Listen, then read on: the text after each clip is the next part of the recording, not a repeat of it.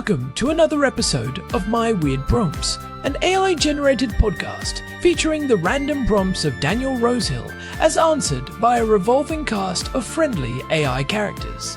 Join us for deep dives into AI, technology, and whatever other random thing Daniel finds fascinating today. Subscribe on Spotify or your favorite podcatcher. Now, today's episode. This episode was generated using artificial intelligence. Please verify facts. Hi there, Herman and Corin. So I was doing my computer marathon, as I told you guys, and I have to repeat things sometimes in successive episodes because I don't know how well the prior context actually works. So sorry to repeat myself for the third time, but I spent 8 hours building a computer. It was a very, very long and draining process to get the home server back and running. Filled with lots of moments where you have every single screw except the screw you need and every single screwdriver except the one that you need. So it's been on my radar for a little while now that I want to get a good toolkit. Maybe something about becoming a father. I feel I'm kind of channeling my DIY mojo a bit more, but growing up, I spent a lot of time just kind of fixing things, and especially computers. And I realized today when I didn't have what was I looking for? I had an Allen key set, but I didn't have a torque key, a T20. And I had every computer screw except for the ones that I needed. So at some point, I want to get set up for a proper home repair DIY set of tools. And I don't like low quality tools, so I'd rather have just a few good quality pieces that'll get me far instead of buying junk, because we have some, screwdrivers and stuff like that we kind of bought when we were new to Israel, my wife and I, mostly in Macstock, which for those who haven't been to Israel is kind of like our national budget store chain, but it's insanely popular, especially among new immigrants when you're just getting set up, and everything here is quite expensive. Macstock plugs the gap, but I want to have some decent tools, and I'm wondering if you have some recommendations for what I might want to get, because I feel like whenever you go to the DIY store, there's always, you kind of know what you want, but then they have this big flashy sale on some kind of power tool you probably don't need, and you go after that and you forget what you came in for. So I want to get kitted out with all the things I need for computers, computer repairs, electronic repairs. I'm looking at the curtains that we'll need to take off the wall before our next move. They'll have to go back into the wall, so good quality power drill is probably on the list. But Herman and Corin, what would you recommend for a 36-year-old DIYer who wants to get a good toolkit? What should be on my shopping list for whenever I can get round to it and save up for it? Over to you two. Hey everyone, welcome back to My Weird Prompts. I am Korn, and I am sitting here in our living room in Jerusalem with my brother. It is a beautiful, relatively cool February morning here in the Holy City, and the light is hitting the stone walls just right. Herman Poppleberry at your service. And man, do we have a practical one today. Our housemate Daniel was just telling us about his 8-hour marathon session rebuilding a home server. I think we all heard the occasional frustrated sigh coming from his room yesterday. It was like a slow-motion acoustic recording of a man losing his mind, one screw at a time. Oh, I heard more than sighs, Herman. I think I heard the distinct sound of a man who realized halfway through a project that he did not have the right screwdriver bit. It is that classic DIY realization where you have the knowledge, you have the expensive components, you have the high-speed fiber connection, but you are completely thwarted by a single piece of shaped metal that costs about 50 cents. It is the worst feeling in the world. It is a total work stoppage. Daniel mentioned he was hunting for a T20 torque key, though as I corrected him later, he definitely meant a T20 Torx key. That little six-pointed star-shaped bit is the gatekeeper for so many modern electronics and even deck screws these days. It really got him thinking about the futility of his current setup and building a proper, high-quality toolkit from scratch. Right. And he is at that stage where he is tired of the cheap, plastic-molded kits you find at the bargain stores. Here in Israel, we have Macstock, which is great for a lot of things. If you need a plastic tub or some cheap office supplies, it is a wonderland. But if you are buying a screwdriver set there, you are basically buying something designed to strip your screws and then snap in your hand the moment you apply more than 5 Newton meters of torque. Exactly. It is the classic Captain Samuel Vimes' Boots theory of socioeconomic unfairness, which Sir Terry Pratchett articulated so well, applied to tools.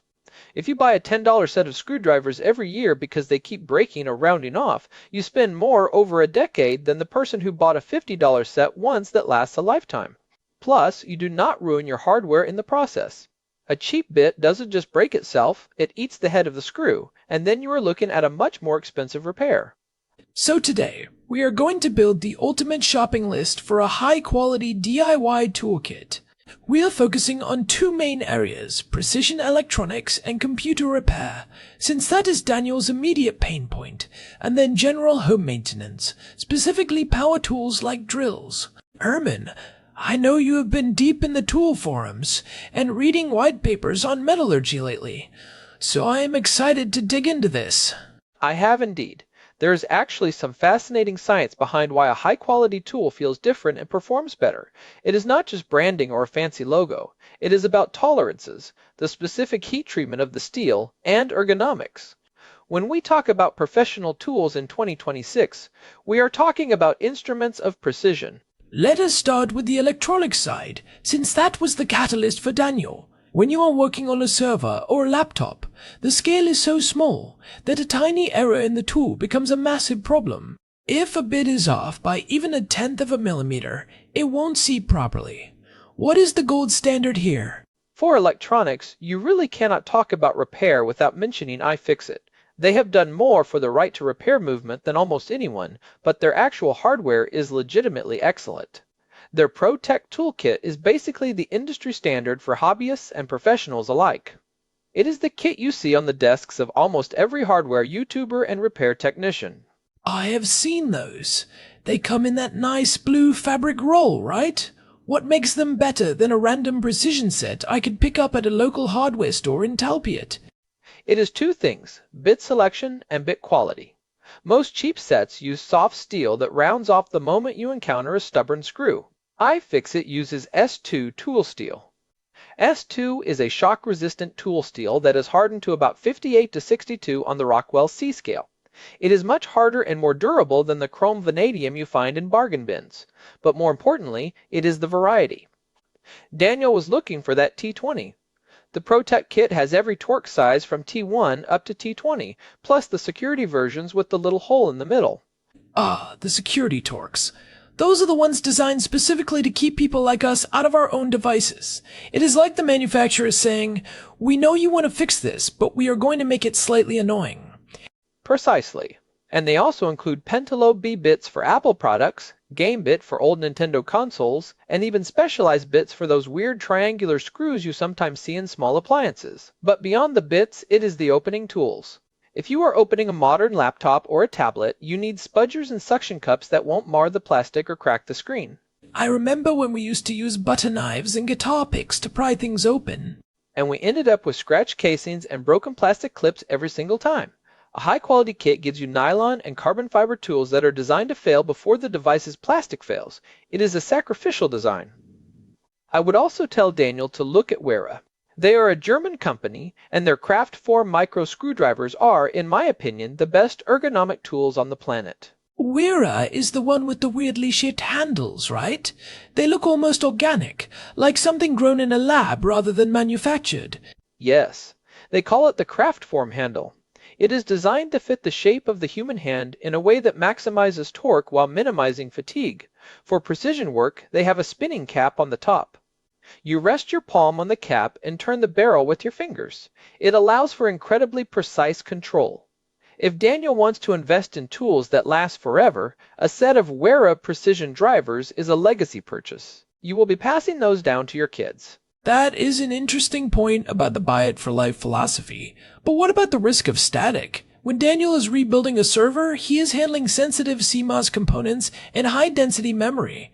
Does the quality of the tool affect ESD or electronic static discharge safety? Absolutely. High-end electronics tools often have ESD-safe handles. They are made of a dissipative material that prevents the buildup of static electricity. Cheap plastic handles can actually hold a charge and zap a motherboard. If you are working on a server that costs thousands of dollars, spending an extra $20 on ESD-safe tools is basically an insurance policy. The iFixit kit includes an anti-static wrist strap, which is non-negotiable for server work. So, for the electronics list, we are looking at an iFixit Pro Tech Toolkit for the sheer variety of bits and opening tools, and then maybe a few dedicated Wera screwdrivers for the most common sizes like Phillips 0 and 00. What about pliers and cutters? You can't rebuild a server without some cable management. For that, you go to Knipex. They are another German brand based in Wuppertal, and they are undisputed legends in the tool world. Their super nips are these tiny, incredibly sharp flush cutters. Most wire cutters leave a little V-shaped pinch at the end of a zip tie. A flush cutter cuts it perfectly flat so you don't slice your hand open the next time you reach into the server rack. I have a scar on my knuckle from a poorly cut zip tie and an old PC case from college. I definitely see the value there. It is like a tiny razor blade on a hinge. Knipex steel is something else. They use a special chrome vanadium heavy-duty steel, oil hardened. You can feel the precision in the pivot point. There is zero wobble. When you close them, the blades meet with surgical precision. It is the kind of tool that makes you look for things to cut just because it feels so satisfying.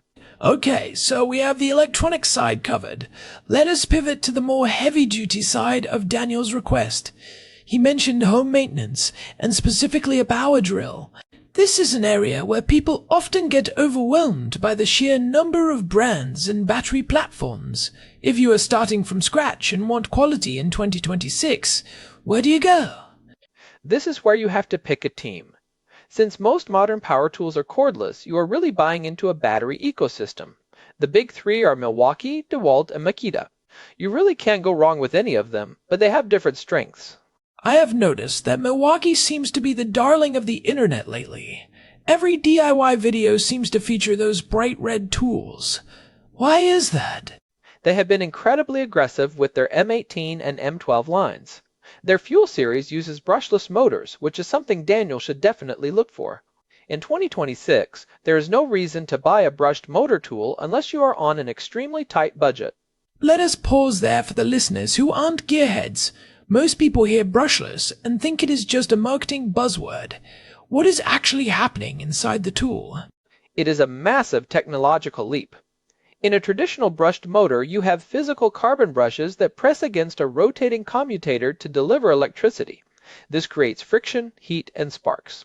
Over time, those brushes wear down and you have to replace them. In a brushless motor, a small circuit board coordinates the delivery of power to the electromagnets. There is no physical contact, so there is much less friction. So it is more efficient. Way more efficient.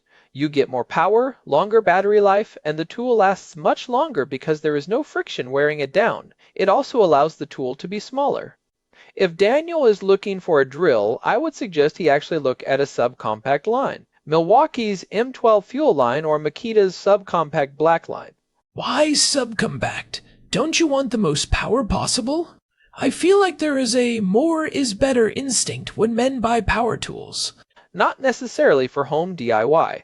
A full-size 18-volt hammer drill is heavy and bulky. If you are hanging curtains or putting together furniture, it is overkill and tiring to use. The modern 12-volt or subcompact 18-volt tools have enough torque to drive a 3-inch screw into a pressure-treated 4x4, but they are light enough to use all day. That makes sense. Daniel mentioned he was looking at hanging curtains before we move out of this apartment. Maneuvering a heavy drill above your head while standing on a shaky ladder is not a fun time. Exactly. Now, there is a second tool Daniel needs to know about, the impact driver. Most people buy a drill driver and think that is all they need, but a drill and an impact driver are two very different beasts. I have always wondered about that.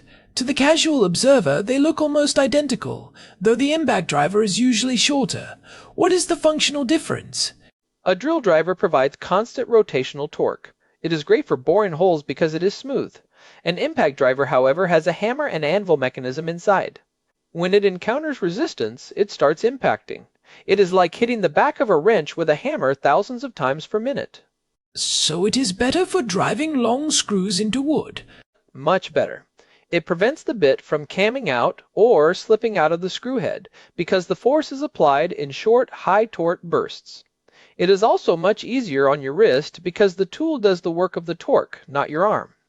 If Daniel is doing any kind of home repair, a combo kit that includes both a drill and an impact driver is the smartest move. And what about the brand? If he is here in Jerusalem, does that change the recommendation? We have to consider the local market. It does, actually. Availability and service matter. Makita has a huge presence here. You can find Makita batteries and service centers almost everywhere in Israel. DeWalt is also very common. Milwaukee is growing, but it is often more expensive here because of import costs. If I were Daniel, I would probably go with Makita. Their LXT 18-volt system is legendary for reliability, and their chargers are some of the fastest in the industry. Plus, their subcompact line is perfect for apartment living. What about the buy once, cry once aspect of the bits? We talked about Torx bits for electronics, but what about for the drill? You can't use those tiny iFixit bits in a power drill. Oh, this is a huge one. Do not buy the cheap bit sets that come in the big plastic cases at the front of the hardware store. Those bits are made of soft steel and will strip your screws instantly. I would recommend Daniel look at Wera's Impactor bits or Weha's Terminator bits. Terminator bits? Sounds like something out of a 90s sci-fi movie. They are built for it. They have a torsion zone in the middle of the bit. It is a slightly thinner section that is designed to flex and absorb the peak torque loads from an impact driver. It prevents the tip of the bit from snapping off. Again, it is that idea of a tool being engineered for the specific physics of the task. It is fascinating how much engineering goes into something as simple as a screwdriver bit. But let us talk about the general part of the toolkit. Beyond the electronics and the power tools, what are the essential hand tools that a high-quality DIYer should have? You need a solid hammer, and here I have to recommend Eastwing. They make their hammers out of a single piece of forged steel. Most hammers have a wooden or fiberglass handle that is pressed into the head. Over time, that head can loosen or the handle can snap. An Estwing hammer is a solid piece of American steel from the head to the base of the handle. It is perfectly balanced and practically indestructible. I have used one of those. The ring they make when you hit a nail is very distinct. It sounds like a tuning fork. It is. Some people find it a bit jarring on the elbow because the steel transmits the vibration, but they have a shock reduction, grip that helps immensely. For a home DIYer, a 16-ounce rip hammer is the perfect all-rounder. Then you need a good tape measure. Most people don't realize that a cheap tape measure can actually be inaccurate, especially over long distances. Wait, how can a tape measure be inaccurate? It is literally a printed scale. The hook at the end. It is supposed to move slightly. It should move exactly the thickness of the hook itself so that you get an accurate reading whether you are hooking it onto the end of a board, an outside measurement, or pushing it against a wall, an inside measurement. Cheap tapes have hooks that get bent or loose, and suddenly your measurements are off by a 1/16 of an inch. Which, in carpentry or even hanging curtains, can be the difference between a perfect fit and a disaster. Exactly. I would go with a Stanley Fatmax. It is the industry standard for a reason. The blade is wide and stiff, so you can extend it out 8 or 10 feet without it collapsing. It is rugged enough to survive being dropped off a ladder onto a concrete floor. Okay, we have the hammer, the tape measure, the power tools, and the electronics kit. What about pliers for the home? We mentioned the Knipex flush cutters for electronics, but Daniel probably needs something beefier for home repair. This is where I get really excited. If Daniel only buys one pair of pliers for the rest of his life, it should be the Knipex Cobra water pump pliers. Those are the ones with the push-button adjustment, right? I see them in every plumber's pocket. Yes, traditional slip joint pliers are a nightmare.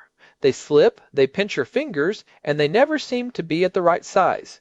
The Knipex Cobras have a fine-tooth adjustment and a self-locking mechanism.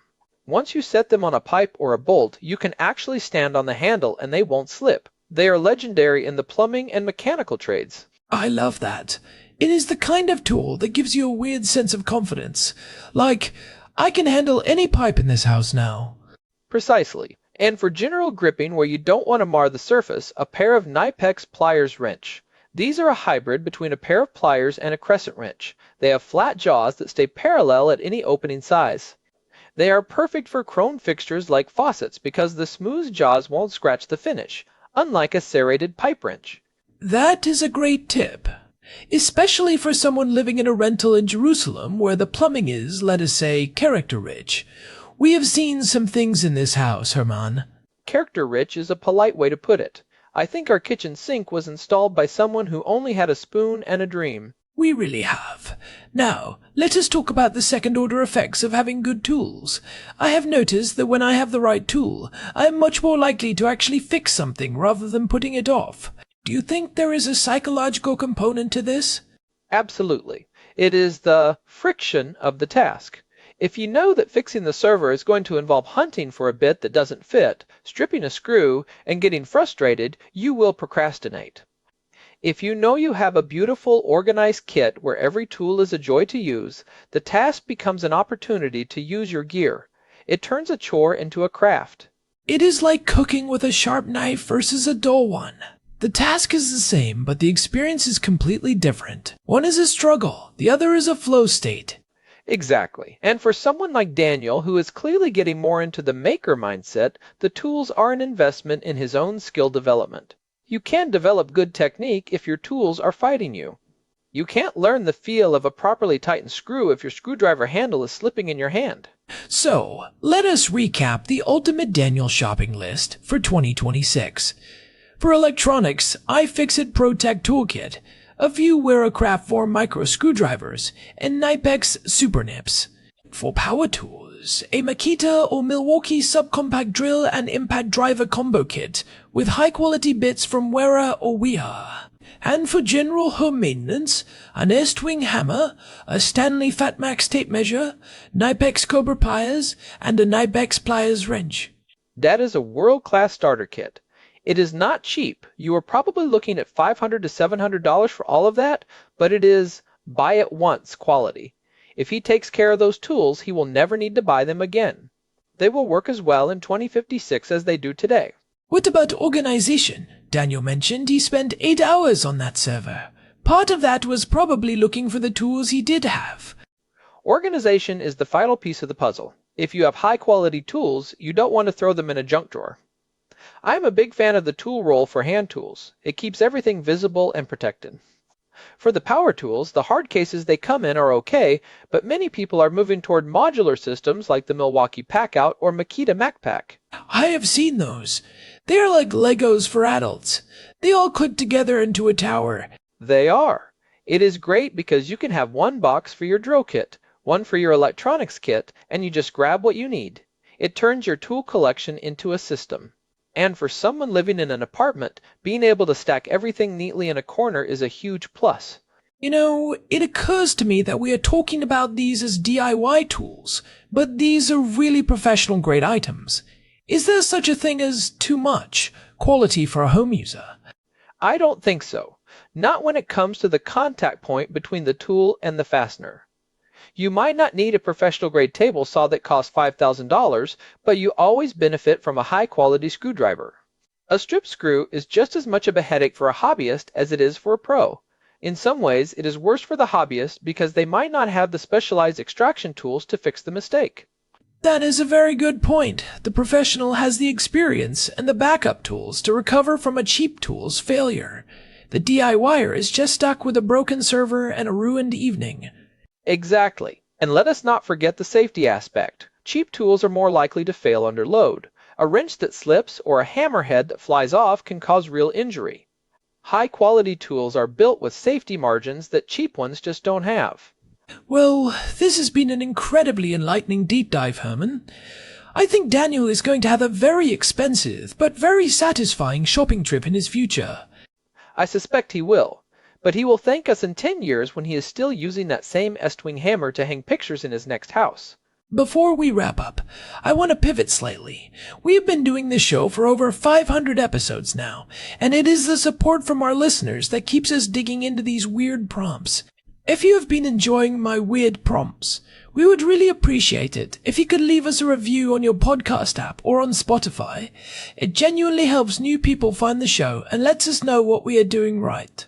It really does. We read all the feedback, and it is great to see the community that has grown around these deep dives. And if you want to get in touch with us, or search our archive of 549 episodes, head over to myweirdprompts.com. We have a contact form there, and you can see all the topics we have covered in the past.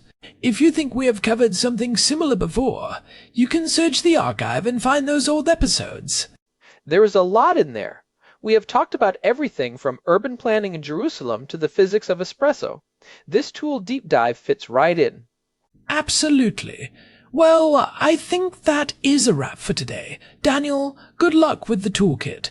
I look forward to seeing the new gear in the house. Just don't ask me to help with the next 8-hour server rebuild. I will help, but only if I get to use the Knipex Cobras. Fair enough. Thanks for listening to my weird prompts. I am Corn. And I am Herman Poppleberry. We will see you next time. Goodbye. Goodbye. This episode was generated using Gemini Flash 3. Text-to-speech engine was Chatterbox Turbo. Thanks for listening to another episode of My Weird Prompts, an AI-generated podcast featuring Daniel Rosehill's AI prompts, as answered by a revolving cast of friendly AI characters including me, Cornelius the Sloth. Subscribe on Spotify, or visit myweirdprompts.com.